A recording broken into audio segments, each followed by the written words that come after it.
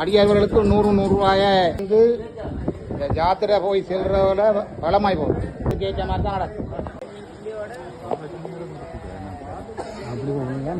அப்படியாக கண்ணகி அம்மன் வேண்டி போங்க. நீங்கள் ஒரு தரம் போட்டுக்கு 1 ரூபா காசு கொடுக்க தேவையில்லை, நாங்கள் போயிடுவோம் அந்த இடத்துக்கு.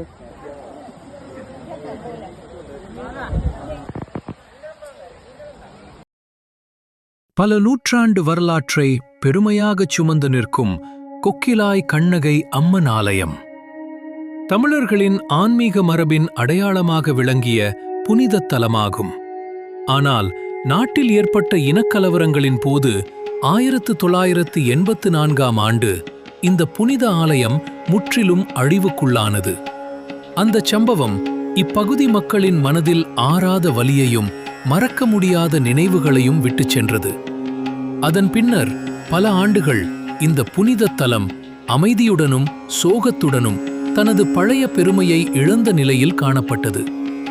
இருப்பினும் பக்தர்களின் அசைக்க முடியாத நம்பிக்கையும் பொதுமக்களின் ஒற்றுமையும் அர்ப்பணிப்பும் காரணமாக நீண்ட 41 ஆண்டுகளுக்கு பிறகு கொக்கிலாய் கண்ணகை அம்மன் ஆலயம் புதிதாக மீளக் கட்டப்பட்டு தனது ஆன்மீக பெருமையை மீண்டும் பெற்றுள்ளது. இது ஒரு ஆலயத்தின் மறுகட்டுமானம் மட்டுமல்ல, ஒரு சமூகத்தின் நம்பிக்கையும் பாரம்பரியமும் மீண்டும் உயிர் பெற்ற வரலாற்று நிகழ்வாகும். 1984ஆம் ஆண்டிற்கு பின்னர் முதல் முறையாக கதிர்காம பாதயாத்திரை பக்தர்கள் மீண்டும் கொக்கிலாய் கண்ணகை அம்மன் ஆலயத்தை வந்தடைந்து தங்கள் வழிபாட்டை நிறைவேற்றியுள்ளனர். இந்த நிகழ்வு வரலாற்று சிறப்புமிக்க தருணமாக மட்டுமல்லாமல் தமிழர் ஆன்மீக பாரம்பரியம் எந்த தடைகளாலும் அழியாது தலைமுறைகள் தாண்டியும் தொடர்கிறது என்பதை உலகிற்கு எடுத்துக்காட்டும் உணர்வுபூர்வமான சான்றாகவும் அமைந்துள்ளது. கொக்கிலாய் கண்ணகை அம்மன் தாயின் அருளும் முருகப்பெருமானின் திருவருளும் அனைத்து பக்தர்களுக்கும் என்றும் துணையாக இருப்பதாக வேண்டிக் கொள்வோம்.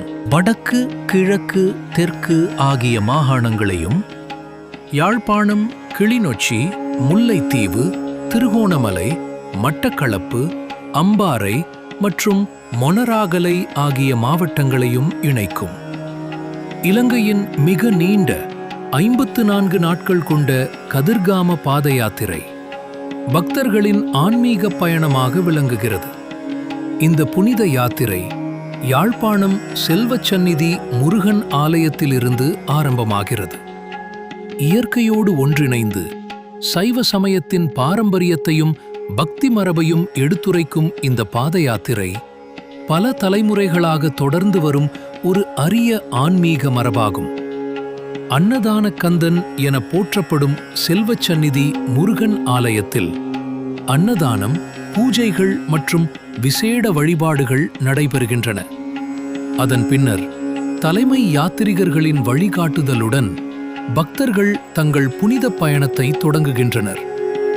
ஒவ்வொரு ஆண்டும் மே மாதம் 21ஆம் தேதி வேல்சாமியின் தலைமையில் இந்த பாதயாத்திரை ஆரம்பமாகி தொடர்ந்து பல புனித தலங்களை நோக்கி நகர்கிறது.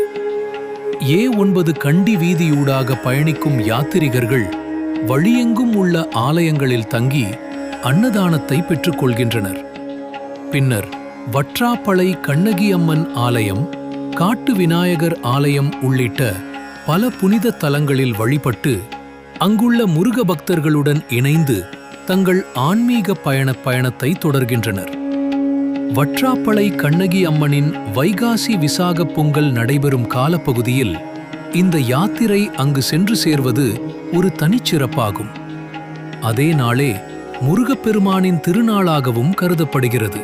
கண்ணகி தாயன் அருளையும் காட்டு விநாயகரின் ஆசீர்வாதத்தையும் பெற்று பக்தர்கள் தண்ணீரூற்று, குமுழமுனை, சிலாவத்தை, அலம்பில், செம்மலை, நாயாறு, கொக்குத்தொடுவாய் மற்றும் கருநாட்டுக்கேணி வழியாக கொக்கிலாயை வந்தடைகின்றனர். கொக்கிலாயில் அவர்கள் பல நாட்கள் தங்கி இளைப்பாறுகின்றனர். வீடு வீடாகச் சென்று முருகப்பெருமானுக்கான காணிக்கைகளை சேகரிக்கின்றனர். அங்குள்ள மக்களும் முருக அடியார்களும் இணைந்து அன்னதானம் மற்றும் தாகசாந்தி வழங்கி பக்தர்களை அன்போடு வரவேற்கின்றனர். கொக்கிலாய் அம்மன் ஆலயத்தில் தங்கி வழிபடும் யாத்திரிகர்களுக்கு உரிய அன்னதானமும் தாகசாந்தியும் வழங்கப்படுகிறது. மேலும் கதிர்காமம் நோக்கிச் செல்லும் பக்தர்களுக்காக விசேட பூஜைகளும் நடைபெறுகின்றன. மஞ்சள் காவி வேஷ்டி அணிந்த பக்தர்கள் பக்தி நிறைந்த மனதுடன் தேவையான உலர் உணவுகளையும் எடுத்துச் சென்று இறை நம்பிக்கையுடன் தங்கள் பயணத்தை தொடர்கின்றனர். இறுதியாக கொக்கிளாய் கண்ணகை அம்மன் தாயின் சன்னிதானத்தில் இளைப்பாரி வயிறார உணவருந்தி அனைத்து வசதிகளையும் பெற்றுக்கொண்டு கொக்கிளாய் மக்களின் அன்பும் ஆதரவும் மத்தியில் முருகப்பெருமானின் பக்த அடியார்கள் தங்கள் அடுத்த கட்ட பயணத்திற்கு தயாராகின்றனர்.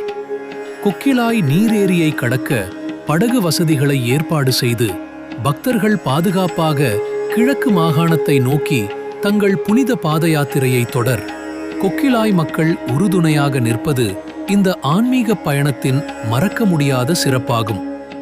அரோகரா, அரோகரா, வெற்றிவேல் முருகனுக்கு அரோகரா.